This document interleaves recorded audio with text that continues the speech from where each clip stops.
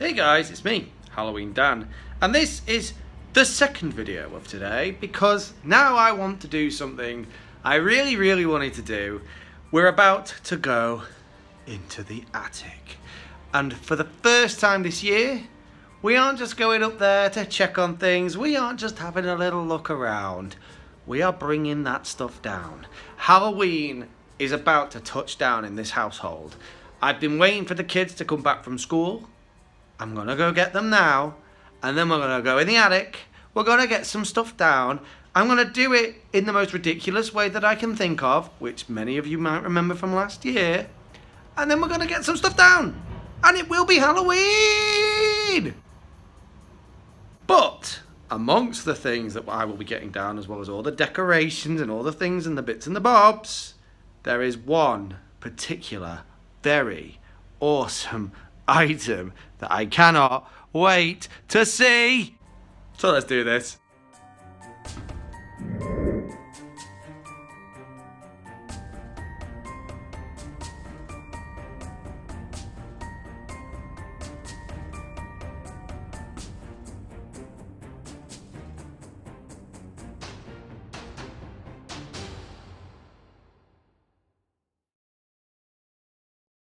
Who's coming out of the attic? Who's coming out of the attic? Who's coming out of the attic? It's probably something spooky. Coming down from the attic today is the 10-foot towering Reaper. Yeah, I know. I'm knackered. So here he is, downstairs, still in his box. I'm going to call this a kind of unboxing, but it's not really an unboxing because, of course, I've already had this guy out last year and he was incredibly hard to put back in the box, which is why the box looks like this. Really poorly put back together. But he's all in there, so that's great. I know he is. So now what I'm going to do, I'm going to get out all the bits, I'm going to lay them out, show you everything, and then we're going to put him together step by step. So let's do this. So here he is out the box. All the various components. We've got a base, we've got a whole series of poles that are make his full height. The module, which is also on a pole. We've got his arms, we've got his chest, we've got his hands, we've got a back piece, a hip piece, some shoulders, and of course the head that's doing all the work, as well as his full outfit and hood, which is over there. There actually aren't that many components to this guy, and he is actually a really simple build. The only thing is, because he is so massive, he does take a little bit of putting together, and I think I'm going to have to get the WD-40 out, because there's a few little rusty spots here and there where he's obviously been out in the weather. So we're going to have to keep an eye on that. So now I am going to use the instructions. I know that's not a popular thing to do, but I am going to use the instructions, and we're going to put it together piece by piece. Most of it outside. Assembly piece number one is not that difficult. It is the base. You've got part B and part A, and they simply click together.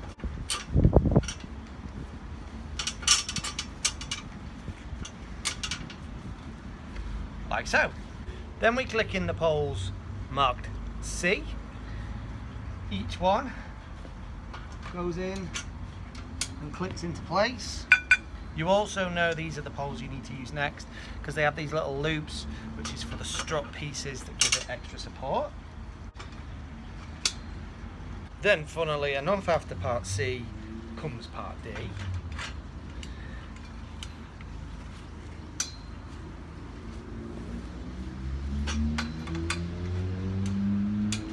So by this point you should have something that looks like this. Two poles clipped together on a base, struts at the back, giving it extra support. At this point, if I'm honest, I always forget which way round is the front and which way round is the back. Now we have to put over the cloak so that it's there, ready to rock.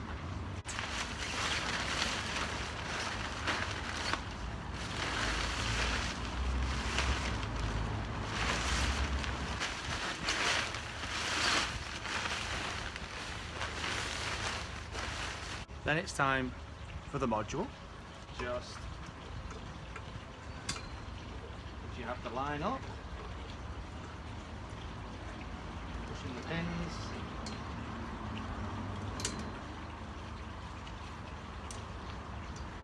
This is where the use of a climbing frame comes in. I'm so glad we haven't got rid of this yet, because now instead of having to use a ladder, I'm going to use the climbing frame to put on the shoulders and all the rest of it. This is the shoulder piece. You should also make sure you've got that little screw to actually be able to tighten up onto the back of the head. I forgot the hips. You put the hips on before the shoulder. Then comes the chest, and the chest literally has some hooks there on the back which just hang on the front. There's a bar just there, and it just hangs on there. Probably a good time as well to connect the wire. Now the really fun bit, I have to try and get the cloak up and over the shoulders, but without actually doing it up.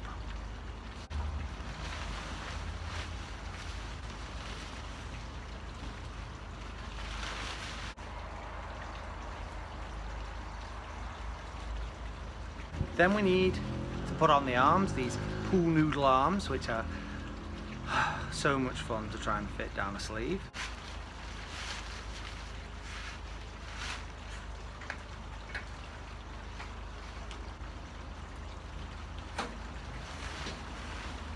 You know which way round should be the right way round, because there are some little prongs on one end that slot into the shoulder up there, and the other end has these little recesses which are made for the hands to fork into.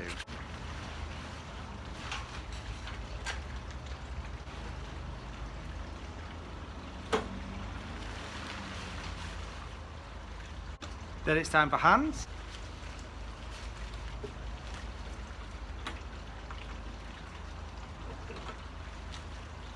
Then an important step that I forgot last year, put the hood on before you put the skull on. Yeah, you won't be able to actually put the hood over the skull head if you've got the head on first. Make sure the wire for the head is protruding out above the hood, and then it's time for the head.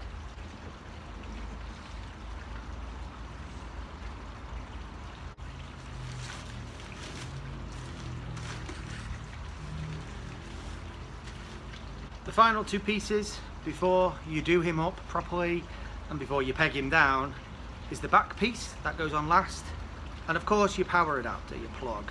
It's a nice big long cord on the Grim Reaper, so let's get that back on and then let's plug him in and see what he does. I've got it switched onto motion sensor. You can have it on timer mode or just running constantly, where he just kind of laughs and he lights up his chest. There's where the power adapter goes. You can see your volume control, your different languages, as well as the music function. I think that's also if you wanted to have a step pad, a sensor step pad. It's all really cool, all looks really waterproof and well put together. Before we switch him on, I just wanted to show you some of the details of this prop and really sort of rave about it, to be quite honest with you. It is an absolutely amazing prop. I don't think I can say enough about how good it is. The detail on this thing, I love the kind of creepy, aged look they've gone for both on the skull and on the rib cage and on the hands. That's just a really, really well detailed prop. I love the glowing chest this guy has. You'll see that in a minute. And I love the LCD eyes, and obviously the movement of the head is amazing with those servo motors. This thing is just, everything about it is so well thought through, even down to the fabric that they've chosen for the outfit. Yeah, it's kind of shiny, but you know what, it's weatherproof. That means all the difference in props in the UK. The fact that I can leave this out in most weathers and it will survive, it will be okay, and I've not got to worry too much about it.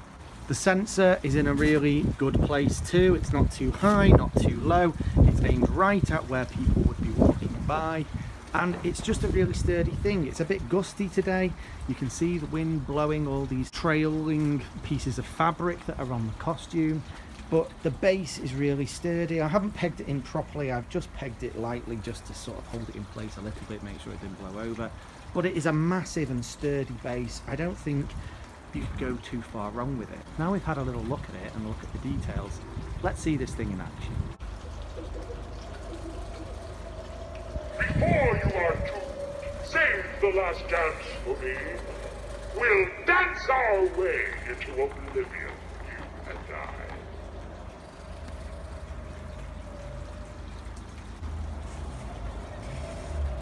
Welcome to the afterlife.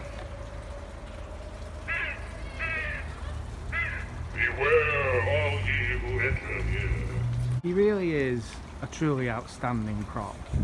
I don't think there's much more you can say about him. He is epically big, epically detailed. Those LCD eyes Beware all ye who enter is here. great. He is a really cool standalone prop, and I am so glad I've got him. I really am. I know a lot of people managed to get him this year from Costco, which I'm so glad that they did. Shout out Haunted Skull for managing to get hold of yours. But in general, I am just so glad. I'm glad he's still working. I'm glad I got him out of the box. He was easy to put together, and he all works excellently. So he's the first of my animatronics that I've tested this year and unboxed and got out of the box. I hope this was slightly helpful, although I did miss a few steps halfway through because I am a bit forgetful like that. But he is actually a really easy prop to put together. You just need the use of a ladder, at least one ladder if not two, and it's really, it would be easier as a two-man job, to be fair, but he's still a really easy prop to put together and a really cool one at that. And I cannot wait to get this guy in my horn one more time. Beware all ye who enter here. See you in the next one. Keep it spooky. Bye.